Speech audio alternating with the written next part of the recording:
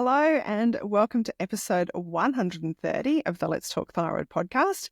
I'm Annabelle Bateman, I'm your host, and today we're going to be talking about my CGM or continuous glucose monitor blood sugar experiment. And we're going to dive into lots of really super practical things, what I did, what is a CGM, where did I get mine, how does it last for, how do you put it on, what were the results, what foods impacted my blood glucose levels the most and the least. I'm going to answer some of the questions that I've been asked. So that is the plan for this morning. Now, if you are watching on YouTube, you'll see I've got a new little background. I've upgraded my podcast recording program and I'm trialing a few new little things. We'll see how my editing goes today. I'm actually going to trial up screen sharing from my mobile phone to show you the app or the apps that I've used for tracking the blood sugar that connected with the CGM. So if you're listening on Spotify or Apple Podcasts or wherever, if you're just listening to the audio version, it might be an episode that is worth tuning in, switching over to YouTube and having a watch. We'll see. We'll see how my editing skills go and see how I can utilize the new features of this podcast recording app. Which leads me into saying, if you are a regular listener of this podcast and you find benefit in the interviews that I do or the information that I share, I would love it if you would consider contributing to help support the costs of producing the podcast. Even like $5, $10 would be really helpful just as a one-off. Just if you go to Let's Talk Thyroid /podcast, you'll see at the bottom there's a PayPal link. You can just make a one-off payment. It's a bit like that whole buy me a coffee thing, but I looked into all of that. That's a little bit complicated. But if you would just like to make a small contribution as a reflection of the value that you've received from the podcast, I would deeply appreciate it. It costs me a reasonable amount each month just to pay for the regular, the podcast hosting and production and all of that. And any donations would be really helpful. Even better would be that you buy a copy of my book, even though you certainly don't get rich making a book. Here's my book, Let's Talk Thyroid. Everything I've learned about living a thyroid-friendly lifestyle is in this book. I loved writing this book. I've had lots of fabulous feedback. Just buying a copy of the book, you'll get all the fabulous benefit from what's in it, and obviously the proceeds of that help to cover the cost of producing the podcast. So that would be super helpful. Now, because we are going to be talking today about, this is my CGM blood sugar experiment, extra disclaimer that this is all from my perspective. This is my experience. I am not a diabetic. I'm not pre-diabetic to the best of my knowledge. I've really done this blood sugar CGM experiment just to promote good health, for health, being proactive about health optimization, which if you're a regular listener, you know, that's probably a lot of what I'm on about is like, how do we just live a lifestyle that is supportive of good long-term health? So this is my own research, my own experience. I'm not a medical practitioner. Certainly not advice. If you want to do your own CGM experiment, I would definitely encourage you to look into that. Get some advice from your doctor if you need to do that. So what I'm going to do is I'm going to turn off this little background because you probably don't want to look at that all the time. There we go, back in my office. And so I've got some notes here. Made a whole lot of notes the other day, so I'm going to be referring to them. If you're not sure why it's important to have a fairly stable blood sugar, blood glucose levels, if you're not sure about the impact that blood sugar has on your thyroid health and overall health, then what I would really encourage you to do, whether it's before or after you've listened to this episode, is to go back to episode 101, where I'm talking with Dr. Ben Galyardt, because he goes into it all. It's a really helpful podcast. Actually, after that podcast, which I recorded maybe nearly 2 years ago, that was what prompted me to do my first blood sugar experiment. So I've now done 2, which I'm going to tell you about, but I'm just going to go into the practicalities in this episode. I'm not going into the why, but the why is really important. I think it's really important that we understand any changes or experiments or things that we do for our own thyroid health, because it helps give motivation as to continue and to incorporate things as part of a lifestyle. So for the why, listen to that episode. For the how, listen to this episode. And so together, it should provide you with a really good perspective, I suppose, on whether, and thought-provoking as to whether or not it's something that you could consider for your own health. So there are different ways to test your blood sugar. You can do a finger prick test, and you can actually measure in your blood what your blood sugar is. The other alternative is to use a CGM, which is a continuous glucose monitor. That's really what we're going to be talking about here. CGM is like a little disc. I haven't got one at the moment, but type 1 diabetics often use these because it is a continuous glucose monitor. It does continuously monitor. So if you are a type 1 diabetic, then being really on top of your blood glucose is really important for your survival, not just your optimal health. And so that's what they're developed for. But they can be used in a health optimization context as well, which is my context. It's a little disc. It sort of basically attaches to your upper arm, and it actually inserts a little tiny filament into your arm, not actually into the bloodstream. So it's actually measuring the fluid in your body. It doesn't hurt. Or maybe there's like an instant slight little, puncture, I guess, but it doesn't hurt. Doesn't hurt as much as a finger prick test. That when you buy a CGM, it comes with really clear instructions, and essentially it comes in a little packet that you just click it onto your arm, push it in, and it's in. So if you follow the instructions that come with the packet, it's pretty straightforward. So it uses that little sensor in your arm to monitor what's going on in your body in response to the food and the stress and your environment that's causing your blood sugar to go up and down. What I have found on a super practical level, I did my first CGM experiment using a Dexcom sensor back in, I think it was May 2023. And then the one I did last year was using the Freestyle Libre sensor. And I did that from September all the way through to December. So fairly continuously for 4 months, give or take, some days or weeks here and there. What I found as, I live in Brisbane, which is subtropical, as the hotter it was getting into summer and the more sweaty, I did find that a few sensors came off due to just my skin being sweaty. They stick on, so there is an adhesive. You can get little patches that stick over the top of them to help them not fall off. But I found my skin got a bit irritated with those. So I did lose a couple in that they came off. I was able to send them back to Libre and Freestyle. They did replace them, but a bit of a hassle. So I would, if you're just doing this as an experiment, you're not needing to do this you're not needing to do it, but you're just wanting to do it in the way I am, and you live in a sweaty environment, I would suggest waiting until it gets less humid and sweaty, maybe more over the winter months, because you're not going to have to deal with that. It's fine to wear in the shower and to swim. I just think that humidity and that internal sweat had a couple of issues there. The other thing just to be aware on a really practical level is, depending on where you're putting it on your arm, it is easy to bump into, and so you just do have to be a little bit more mindful, I suppose, of having something external to your body. It doesn't stick out very much, maybe a millimeter or two, but it can still bump into things. So do be aware of that. I did find in the end, after experimenting with both right arm and left arm, I am left-handed. In the end, I actually found it less obtrusive, I don't know what the right word is, to have it on my left arm. I thought it would have been the other way around, but I actually found it was easier to have it on my left arm than my right. But, I don't think it really matters. It's just how you go about your day-to-day life and what you find. They do suggest that you don't lie on it when you sleep for too long periods of time, and I do tend to lie on my right side. So I do think that was probably part of the reason that I put it on my left. What else do I want to tell you? It is visible, and so depending on what you're doing, people do notice, people will ask you about it. And I mean, I don't mind that. I'm happy for people to ask. To me, that opens up a good conversation about health and wellness and blood sugar and being proactive about your health. So I don't mind that. But if that is something to be aware of. So again, maybe that is a benefit of if you are a bit conscious or you don't want it to be visible.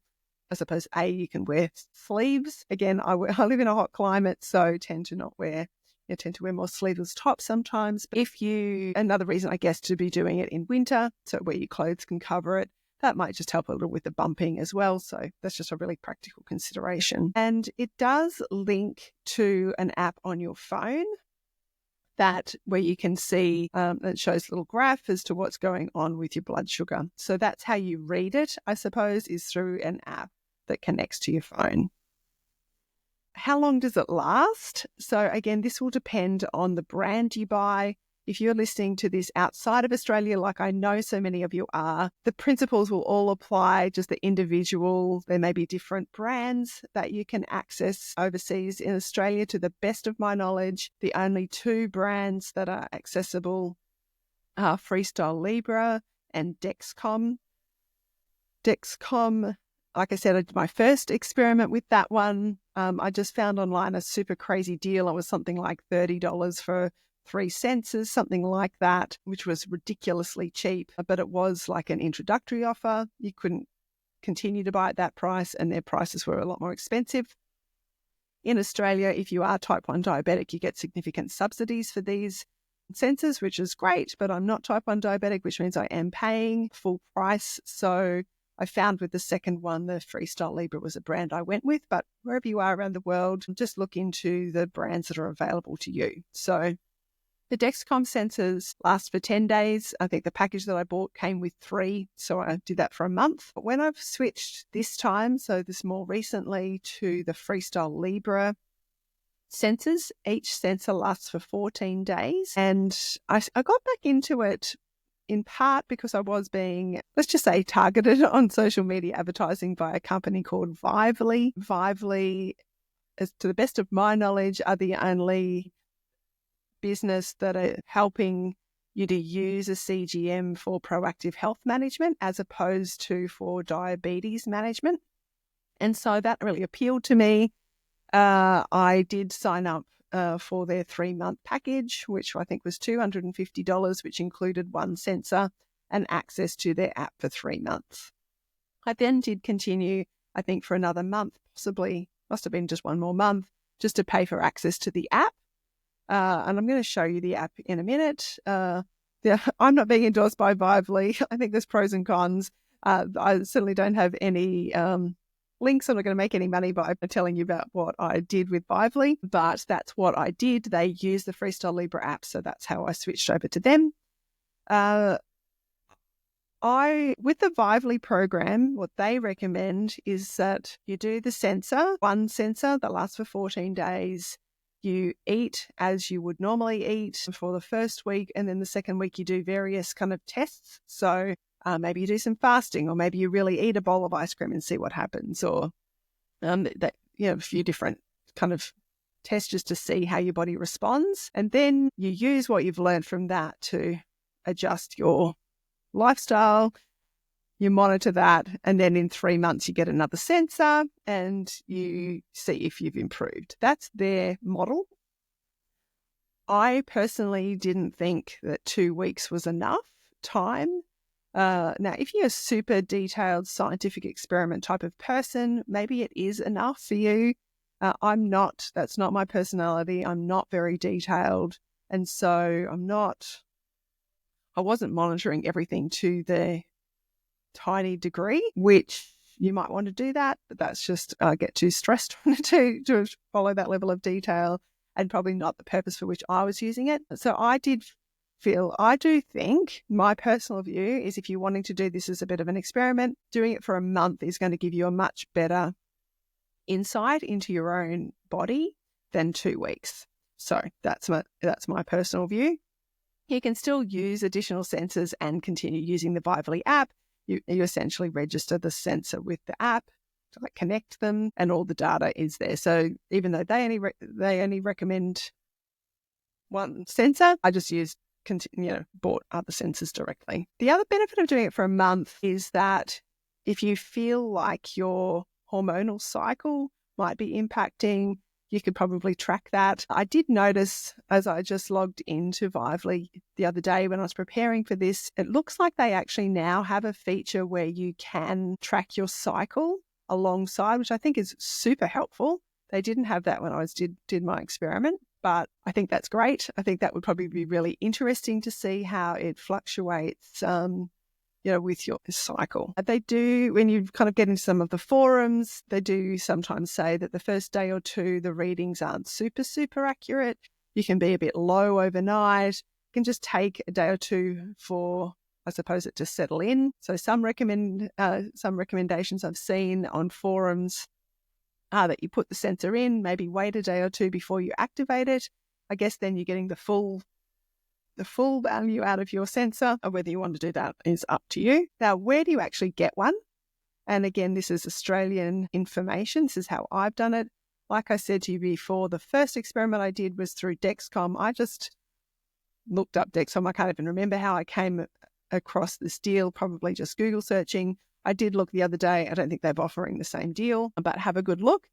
With the Freestyle Libre ones, like I said, the first sensor I got came sent via Vively because I signed up to their 3-month program. Then when I went looking for additional sensors, you can get them through Vively, but they were more expensive. I did a search. I found an online pharmacy where I could get them for cheaper. So I bought a couple through them, and I think they had if you buy 3, it was cheaper.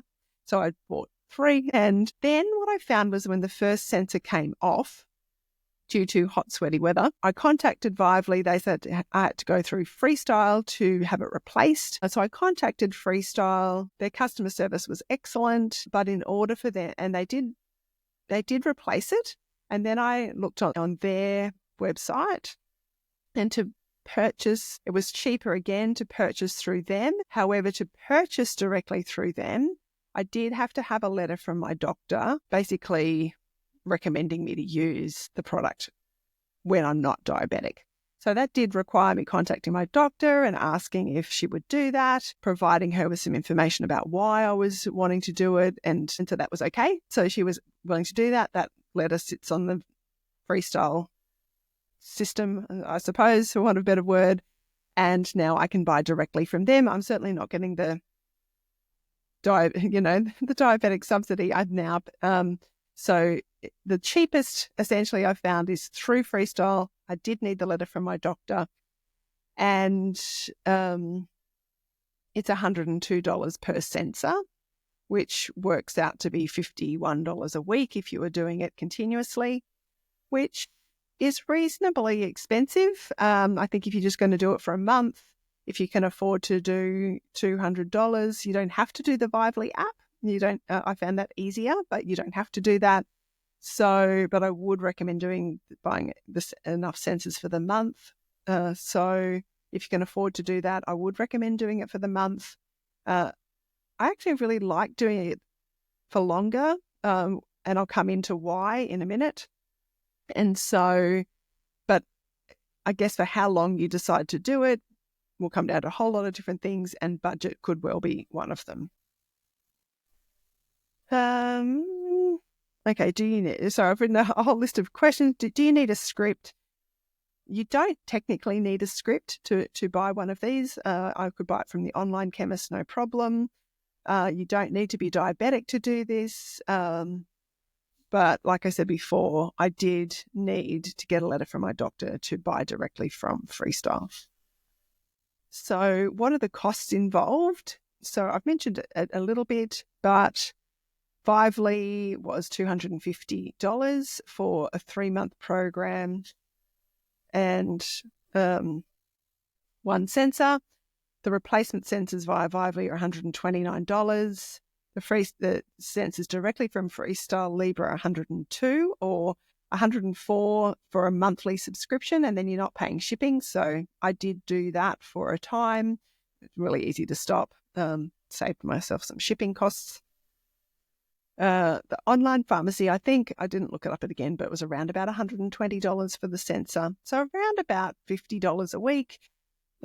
More than that if you're paying for the Vively app on top. So it does add up. It's not an inexpensive process, but as a short-term experiment, I think it's money well spent.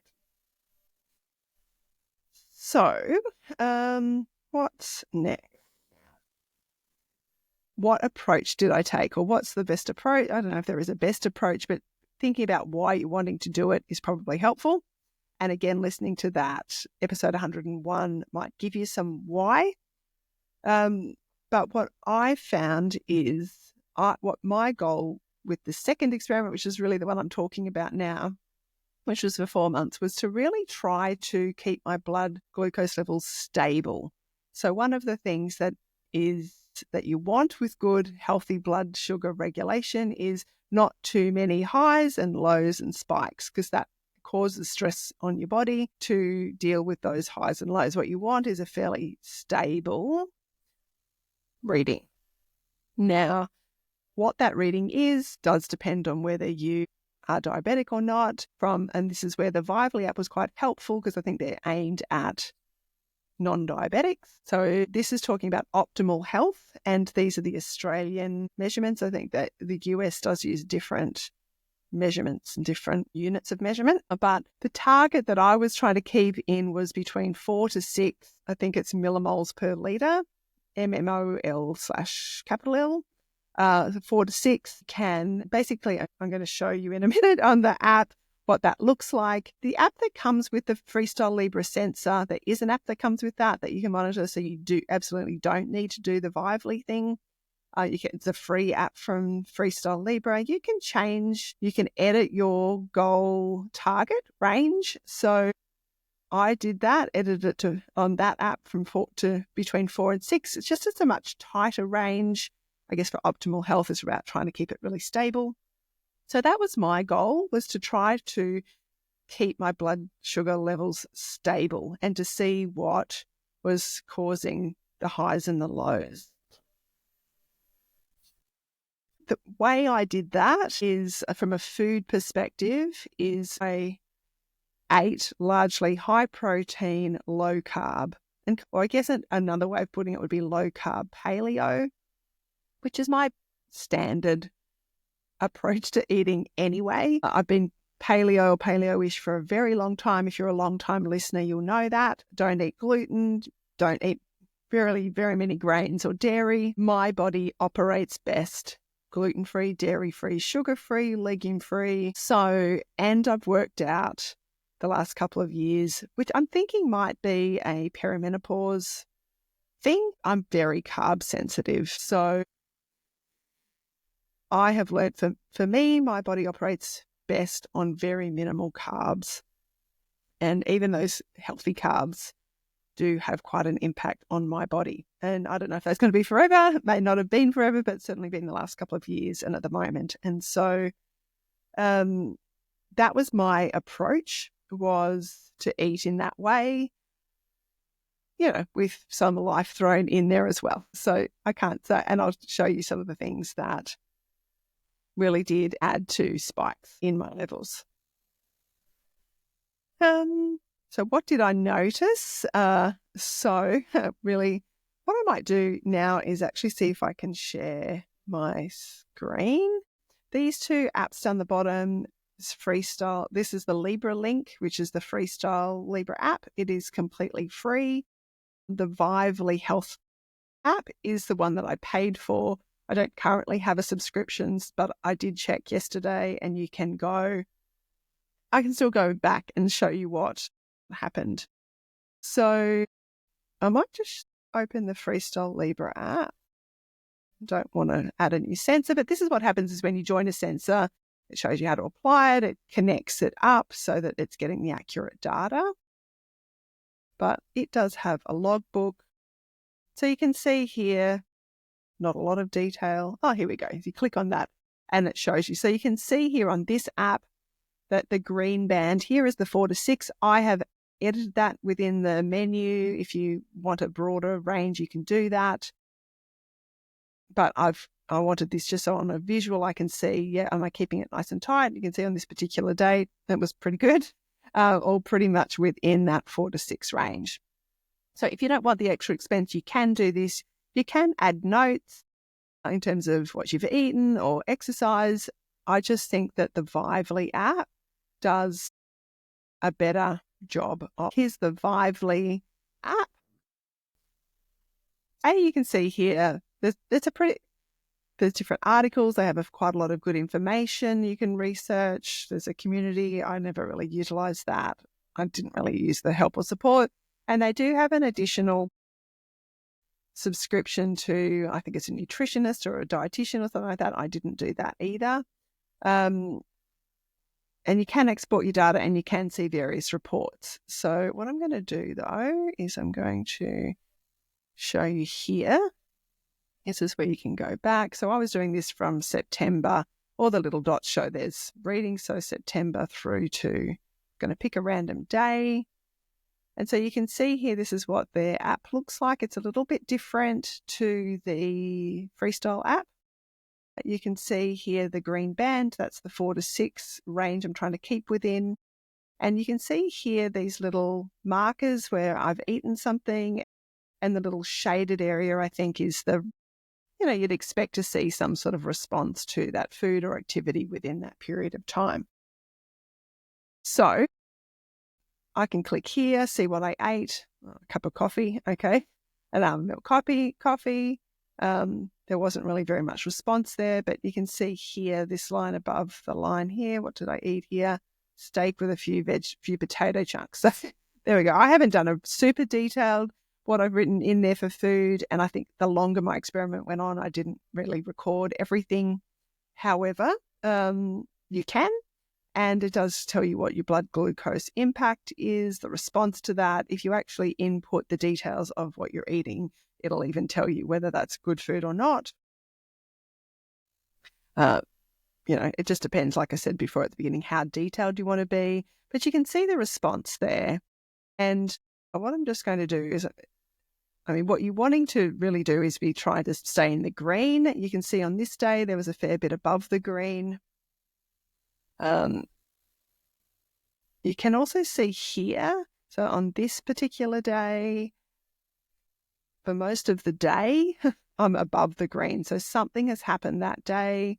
I don't know what I ate for breakfast. Porky Pocket Special is a breakfast I've had at work, which actually usually has a pretty good response. But what I have found is the days that I go to work, which is I'm working as a family law mediator. It's fairly intense and stressful. Stress response, if my blood glucose levels have gone up, then the stress keeps it up all day, which is what's happened here. This will most likely be a Thursday. I work a late shift on a Thursday, start at 12, finish at 8.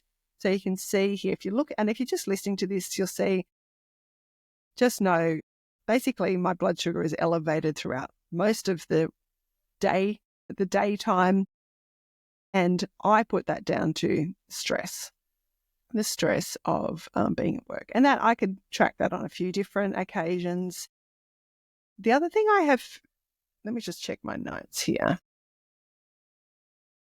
So yes, I did find stress had an impact. People were asking what had an impact. Stress definitely had an impact.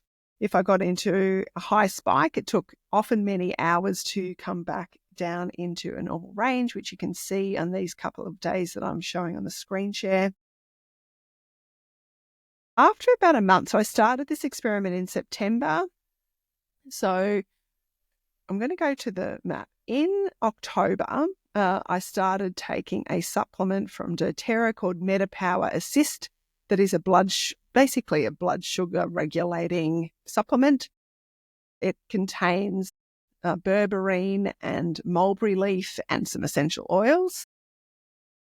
And there are a number of different blood sugar, I'm going to call them stabilizer supplements that are available.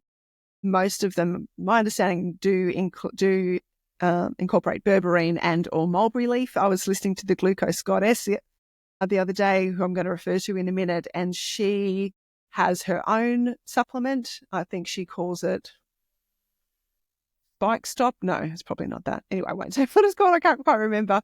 And essentially it's mulberry leaf from the way she was describing it. So, And I tried taking the MetaPower just on odd meals here and there and not really noticed any difference. And I thought, right, I'm going to give this a good go for a month. So I did that in October. And what I found by really November is that, and if you're seeing this on the screen, is that my what I would call my base level of blood sugar dropped. Because what I was finding in September was I was quite above that green line, over the 6 millimoles. Oh, it's very close to that to start with. And so then anything I was eating was pushing me over. And what I found with consistently taking the MetaPower was that it sort of shifted everything down by a point. So instead of starting at like 5.8, I was starting in the middle of the green, which was much easier then to stay within the green, as you can kind of see on these graph that I'm showing you at the moment from my phone. So now if you're looking at this on YouTube, you'll be able to see the before and after. So you can see here, and I've done here from September through to the very beginning of December. I did wear the sensor all the way through after Christmas because I kind of wanted to see what Christmas did. It definitely blew things out. But you can see the yellow line here is the first sensor that I did, and then the brown, or I think it's one, what's that, about 3 months later. And so you can see that this is what I'm looking at here, is glucose variability. And it says your average glucose variability during sensor 2 was 29.3% lower than sensor 1. So that's the going ups and downs. And like I said to you before, we're looking for fairly stable. You don't want to see lots of ups and downs. So I think over that period of time, my glucose variability was much more stable. 30%, was 30% lower, which I think is quite significant. So definitely more stable. So that, in terms of one of my goals at the beginning, to be more stable, definitely hit that one, which was great. Average glucose during sensor 2 was 13.6% lower than sensor 1. So again, you can see just that average is lower. I do think some of that is due to the MetaPower. I'm not going to go into all the different comparisons, but I did do that. I looked at September to November and then October to November. So the biggest shift came in October, basically by the end of October, when I had been taking the supplements regularly. And so I do think that has made a difference. I have sustained the MetaPower. I think if that's helping, I'm happy to have the help. My average glucose during sensor 2 was 12% lower than sensor 1. The time in the target range, significantly better, like 52% better by the end than at the beginning. And so that part of that's that variability, but it's also just, I think, staying in that goal range definitely was better by the end of the experiment, which is that. And the HbA1c, which is a reading that I think doctors do look at as part of pre-diabetes. And so at the beginning, sensor 1, my HbA1c was, it varied between 5.5 and 6.1, but sensor 2 was 5.4 to 5.7. So that did reduce by 6.8%. And so you can see that September to November, that's 6.8 lower, but October to November was 5.2 lower. So the biggest shift came with the MetaPower. I think that's pretty much it in terms of what I've taken screenshots of. It does show there's lots of different graphs, how often you're staying in target. So I'm just going to end the screen share there. So you can kind of get a bit of a feel for the app there as to how it works, the improvements that I've made. I do think, I guess I do feel like the MetaPower assist helped. So maybe looking into a blood sugar supplement might be helpful. If you do want help accessing doTERRA supplements or other essential oils, obviously I'm happy to help you if you don't already have an account. So, I will put in that plug for myself. but there are other supplements available on the market as well. To be honest, one of the questions I had asked was, what is the impact of exercise? So usually what shows that, I'm not going to go back to the screen, but what I found was when I exercised like intensely, so say like a weights workout or a vigorous walk as opposed to a stroll, it spikes your blood sugar and then it settles down. And so even though in the moment it looks like, oh my gosh, it's gone high, the thing with exercise is that it overall is meant to help lower it. So to be honest, I didn't super track. I wasn't super focused on tracking the exercise component of it. So I'm not going to go too much into that. The impact of stress I have already talked about. I think what the biggest thing I found is that once it's already elevated, the stress just kept it elevated for hours and hours and hours and hours. And so that's a pretty good indication. There were times I remember I did a particularly stressful mediation and you could really see it spike. Yeah, it was like, right, okay. So that's probably the best indication for me to see the impact of stress was on those work days. Now, in terms of foods, and I did have a couple of questions around food. In particular, someone asked, what did you notice for breakfast? I actually went through when I was preparing for this, and it does actually show you on that app, like what are the meals that you've had the best response to and the worst response to. So I kind of just collated those. In terms of good or best responses, these are the things that my body had the best response, as in the least spike. And I can tell you that it is high protein and basically no carbs. As a summary, if you had to summarize, what keeps my blood glucose the most stable is protein, no carbs. But in terms of breakfast, the best breakfast was steak and eggs and a coffee. So literally steak, eggs, coffee with, I do have almond milk, so there'd be some small amount of carbs in there, but very stable, almost no movement. So, and I'd already learned that about myself for breakfast, is that I'm really best off with a protein only breakfast, maybe some salad, but often I'll just have a completely protein breakfast. This morning, for example, I had turkey mince and 2 eggs and a coffee, so didn't have any carbs. That is the best response for my body. A good response would be chicken or turkey mince. I did find that if I added a piece of paleo toast or even gluten-free toast, as long as I was eating the protein first, it was okay, but not quite as good. Like, it was fine, but not quite as good as the no carbs. The best dinner that I'd recorded on the app anyway was steak and chips. Interestingly, the chips I did, and I had made a note that it was in that order. So I ate the steak first before I ate any chips, which is really hard to do because you just want to eat the chips first. And these chips would have been air fried chips. Having said that, potato in amongst other meals, I definitely did create a spike. Protein shake with no fruit added was okay, but when I added fruit, it spiked. Chicken curry with no rice was okay. Interestingly, one thing that I'd recorded that seemed to respond all right or have pretty minimal response was vodka with kombucha. So that was probably a Friday night. Occasionally I'll have a kombucha with a shot of vodka. Snacks that keep things stable for me is beef jerky and nuts. So the nuts, protein, fat and fiber. So they're a good snack, good blood sugar stabilizing snack. What was, I guess, produced what I would call an average response. So some elevation, but not too bad. Sugar-free chocolate just had on its own, so not after a meal, but just on its own, still produced a spike, but not too bad. Chocolate slice, so when I say chocolate slice, I make that with nuts, coconut, dates. So it's kind of a healthy. The dates in it, I'm sure, is what's created some response there. Interestingly, like lamb salad and berries, I can't remember what berries I had, but any fruit. There was one occasion I remember I just had half a nectarine, like as an afternoon tea snack, I suppose, half a nectarine. So not with a meal, not with anything else, complete spike. Sharp up, sharp down, spike. Half a nectarine.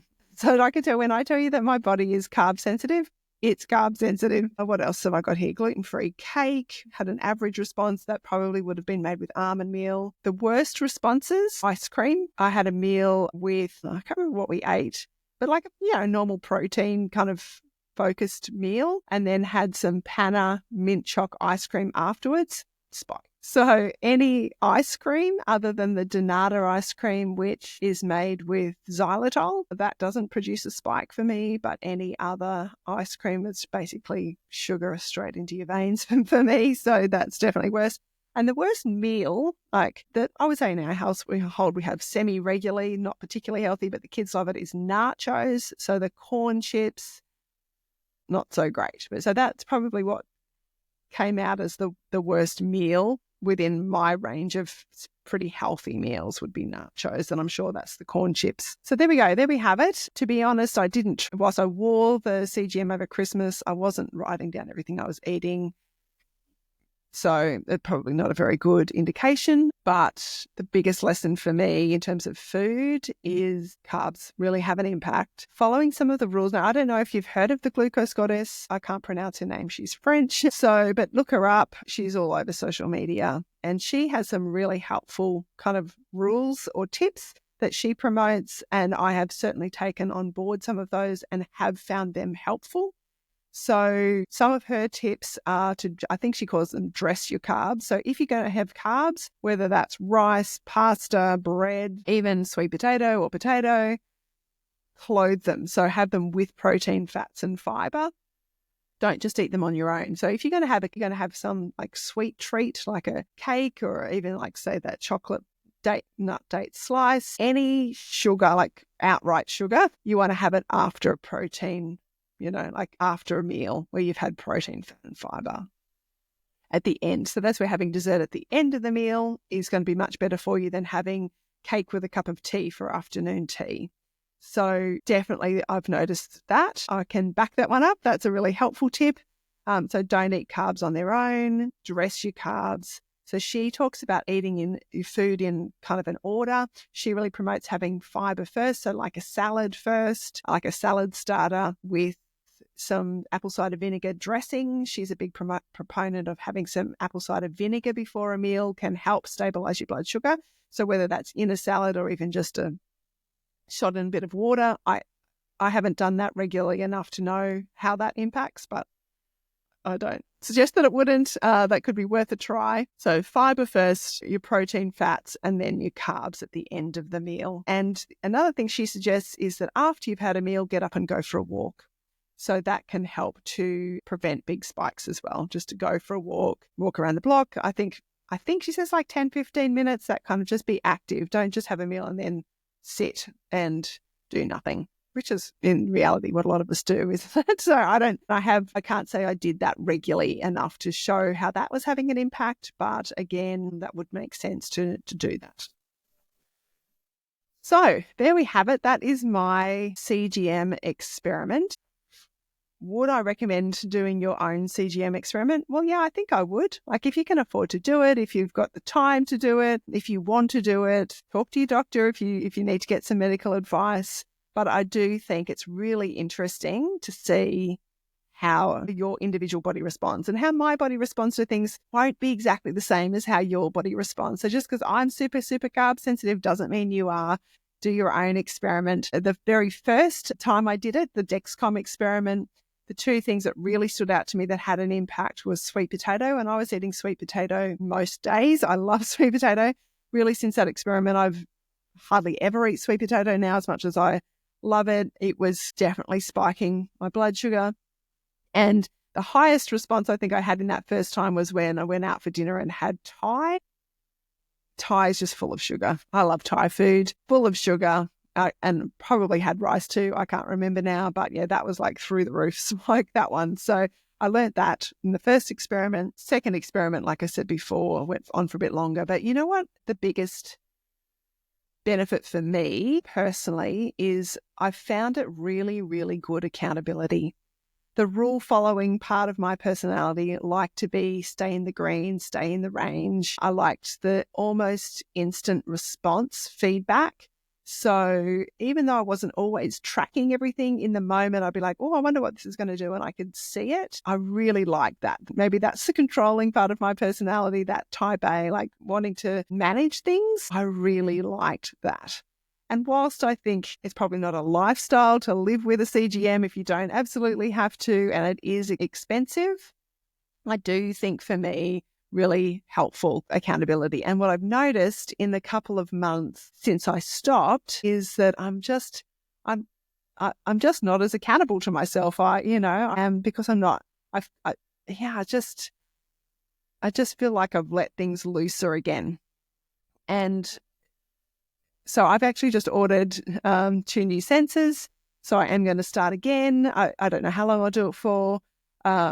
But for me, I think it's really good accountability and feedback. And so that's probably what I enjoyed the most about it, was just that instant feedback to know how my body's responding. And I found it motivating. So if you're a bit like me and you want to give that a go, do it. Certainly don't have to do it for any continuous period. I really do think a month is a good indication of, how your body responds to different things, particularly if you're quite deliberate in pushing those boundaries and really checking out the responses to different foods or different situations, exercise, stress as well. I just want to check my notes to check that I've covered everything that I wanted to cover with you. If you do have any questions, then please ask me. So if you're watching, wherever you're watching this, or you want to ask in the Let's Talk Thyroid Facebook community, if you're not in that, come along and join in. You can ask in there, but you can ask anywhere, really, if you've got questions about my experience. Oh, yeah, I did lose 2 kilos. That was what I was going to say.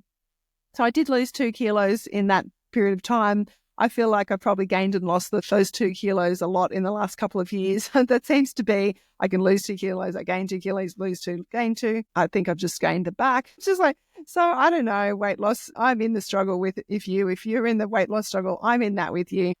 I don't know. I guess it's going to depend for every single person whether or not it's a weight loss strategy to help stay on top of your blood sugar. I guess when I was, I think I've noticed that with whatever I've done when I'm super strict, I can lose a couple of kilos. When I loosen things even a little bit, I just regain it. I am starting to think that might be a perimenopausal thing. I'm 50.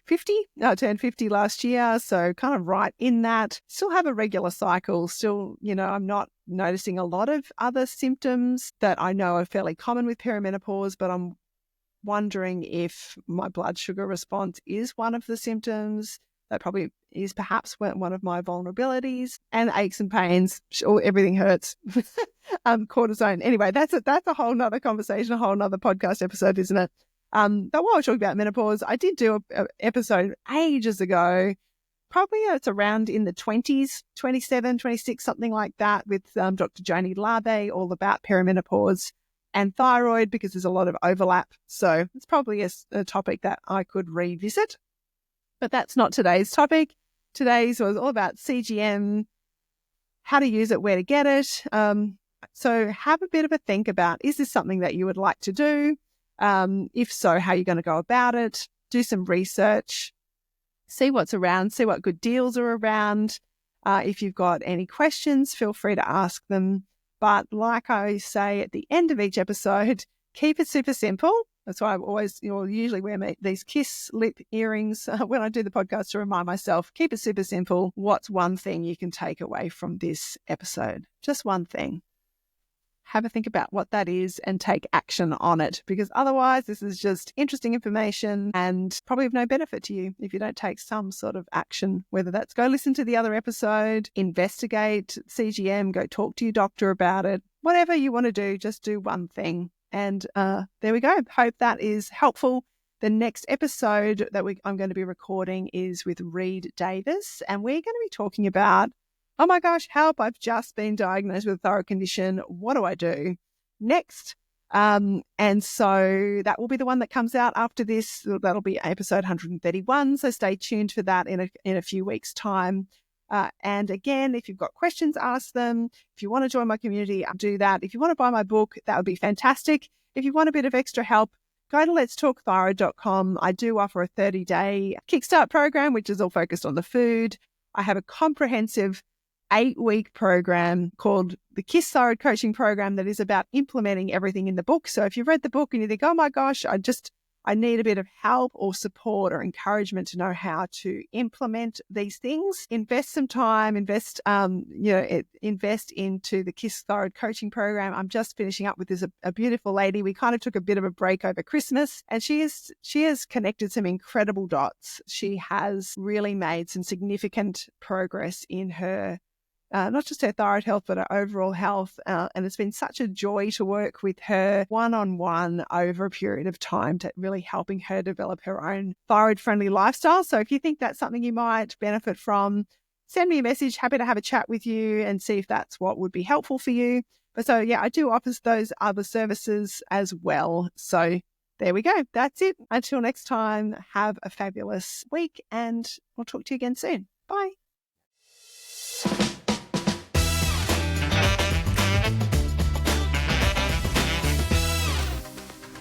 Thank you so much for listening to this episode of Let's Talk Thyroid. If you have enjoyed the content, or perhaps you're thinking, oh, my mum needs to hear this, or my sister, or my bestie, I would love it if you would share this episode with them. That really just helps spread the positive and practical message of Let's Talk Thyroid, and helps that broader thyroid community, our friends and family, to live well with their thyroid health. So you can just, share the episode. If you subscribe on whatever platform you're listening to this podcast, it's free. It's really helpful, because then you'll be notified every time a new podcast comes out, and it just makes it much easier to find.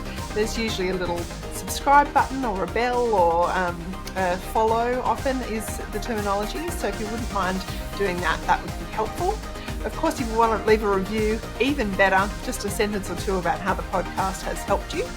You can definitely connect with me via letstalkthyroid.com. That's where you'll find access to my book, my coaching, my freebies, and really everything that I offer in terms of thyroid support. So thanks again for listening, and I'll see you next time. Bye.